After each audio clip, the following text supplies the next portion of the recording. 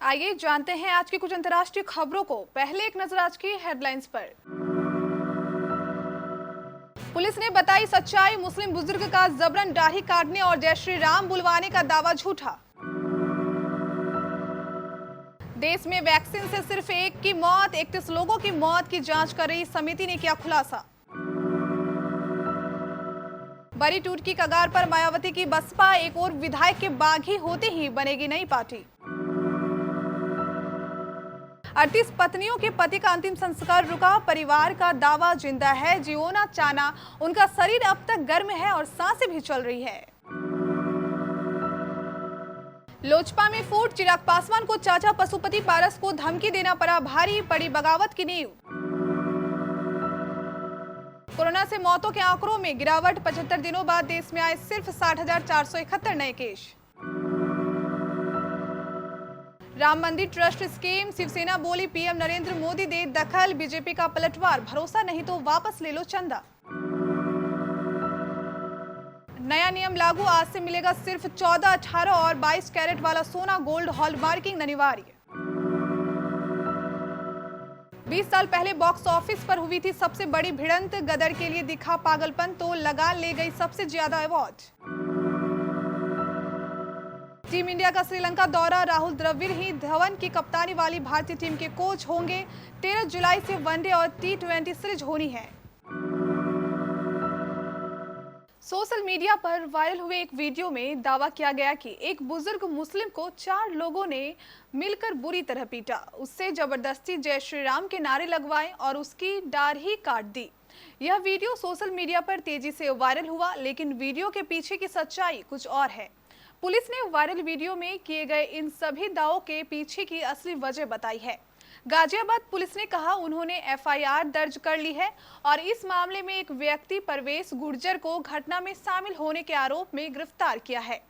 यह घटना 5 जून की थी, लेकिन पुलिस को इसकी सूचना 2 दिनों के बाद दी गई थी। पुलिस का कहना है कि इस पूरी घटना के पीछे की वजह तांत्रिक साधना है। पीड़ित बुजुर्ग ने आरोपी को कुछ ताबीज दिए थे, जिनके परिणाम न मिलने पर नाराज आरोपी ने इस घटना को अंजाम दिया। पुलिस ने यह भी बताया कि पीड़ित ने अपनी FIR में जय श्री राम के नारे लगवाने और दाढ़ी काटने की बात दर्ज नहीं कराई है। कोरोना महामारी की दूसरी लहर अभी जारी है। कोरोना संक्रमण पर काबू पाने के लिए तेजी से टीकाकरण किए जाने पर जोर दिया जा रहा है। देश में कोरोना वैक्सीन से 31 लोगों की मौत होने के आरोपों की जांच कर रही समिति ने बताया कि अब तक कोरोना वैक्सीन से सिर्फ एक की ही मौत हुई है। 30 लोगों की मौत अनेक कारणों से हुई है। कोरोना वैक्सीन के दुष्प्रभावों को लेकर तरह तरह के दावे किए जा रहे थे। इस बीच कुछ लोगों ने 31 लोगों की मौत कोरोना वैक्सीन से होने का दावा किया। इसके बाद सरकार ने कोरोना वैक्सीन के गंभीर दुष्प्रभावों की समीक्षा की है। यूपी विधानसभा चुनाव की तारीखें जैसे जैसे नजदीक आ रही है, वैसे वैसे सियासी हलचल तेज हो रही है। मायावती की बहुजन समाज पार्टी बड़ी टूट के कगार पर पहुंच गई है। बागी विधायकों ने नई पार्टी बनाने की तैयारी कर ली है। फिलहाल 11 विधायकों का साथ मिल चुका है। एक और विधायक मिलते ही नई पार्टी बन जाएगी। बसपा के बागी विधायक असलम रायनी के अनुसार बसपा के बागी विधायक नई पार्टी बनाएंगे। बसपा से निष्कासित लालजी वर्मा नई पार्टी के नेता होंगे। नई पार्टी बनाने के लिए 12 विधायकों की जरूरत है। फिलहाल 11 विधायकों का साथ मिल चुका है। एक और विधायक का साथ मिलते ही नई पार्टी का ऐलान कर दिया जाएगा। दुनिया के सबसे बड़े परिवार के मुखिया मिजोरम के जियोना चाना का परिवार उनकी मौत पर विश्वास करने को तैयार नहीं है। परिवार का मानना है कि चाना अभी जिंदा है और उनकी सांसें भी चल रही है। इस घटना के बाद चाना का अंतिम संस्कार रोक दिया गया है। चाना पावल संप्रदाय के नेता है। उनके पिता ने संप्रदाय का गठन किया था। संप्रदाय में 433 परिवार और 2500 से ज्यादा लोग शामिल हैं। संप्रदाय के लोगों का कहना है कि जब तक मौत कंफर्म नहीं हो जाती, अंतिम संस्कार नहीं किया जाएगा। करीब 6 महीने का वक्त जरूर लगा, मगर बिहार के CM नीतीश कुमार की लोक जनशक्ति पार्टी में चिराग पासवान को अलग थलग करने की योजना परवान चढ़ गई। दरअसल पार्टी में बगावत की नींव बिहार विधानसभा चुनाव के दौरान में उस समय ही पड़ गई थी जब चिराग ने अपने सांसद चाचा पशुपति पारस को नीतीश की तारीफ करने पर पार्टी से निकालने की चेतावनी दी थी। नीतीश ने ऑपरेशन चिराग का जिम्मा भले ही अपने विश्वस्त सांसद राजीव कुमार उर्फ ललन सिंह को सौंपा। ललन सिंह ने महेश्वर हजारी और सूरज भान की सहायता से इस ऑपरेशन को कामयाब बनाया। इस दौरान नीतीश का लोजपा के नेताओं और सांसदों से करीबी संबंध भी काम आया।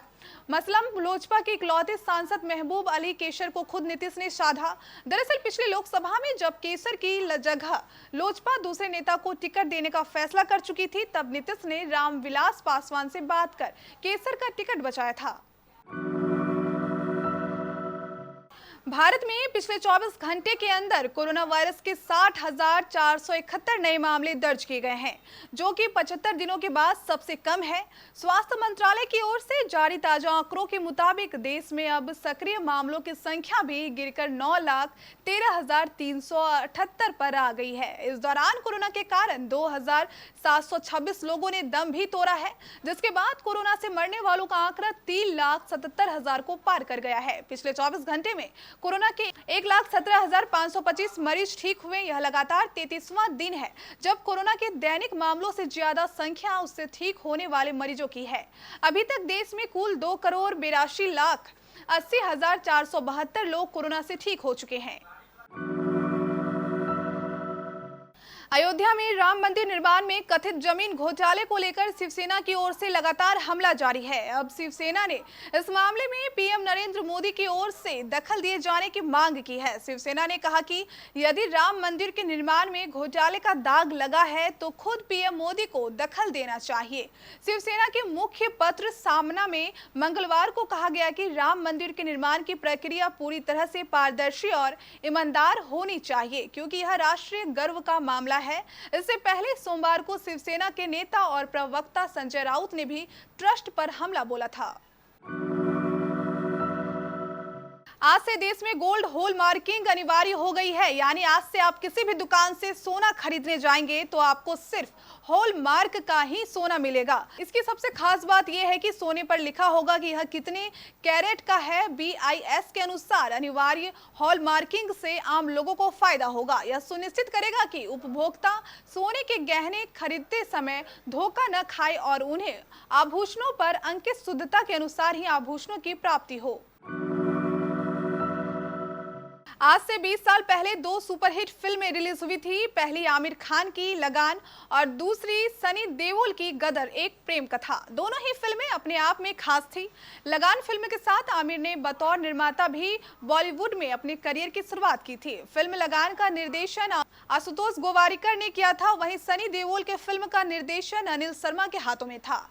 लगान फिल्म को भारत में टैक्स फ्री कर दिया गया। ये फिल्म भारत की तरफ से ऑस्कर में फॉरेन लैंग्वेज की कैटेगरी में शॉर्ट लिस्ट हुई थी। हालांकि फिल्म को अवार्ड नहीं मिल पाया था। वहीं सनी देओल की फिल्म गदर के प्रति लोगों में जो पागलपन था, जो शायद ही किसी फिल्म के लिए देखा गया हो।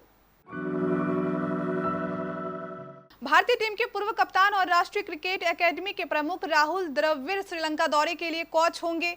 भारतीय क्रिकेट कंट्रोल बोर्ड ने पहले ही श्रीलंका दौरे के लिए 20 सदस्यीय टीम की घोषणा कर चुकी है। टीम की कप्तानी शिखर धवन को दी गई है, हालांकि कोच की घोषणा नहीं की गई थी। इंडियन एक्सप्रेस ने BCCI अध्यक्ष सौरभ गांगुली के हवाले से खबर दी है कि राहुल द्रविड़ ही श्रीलंका दौरे के लिए कोच होंगे। यह दूसरी बार होगा जब वे बतौर कोच सीनियर टीम इंडिया से जुड़ेंगे। इससे पहले 2014 में इंग्लैंड दौरे पर द्रविड़ भारतीय टीम की बैटिंग कंसल्टेंट थे। वे इंडिया अंडर 19 और इंडिया A टीम के भी कोच रह चुके हैं।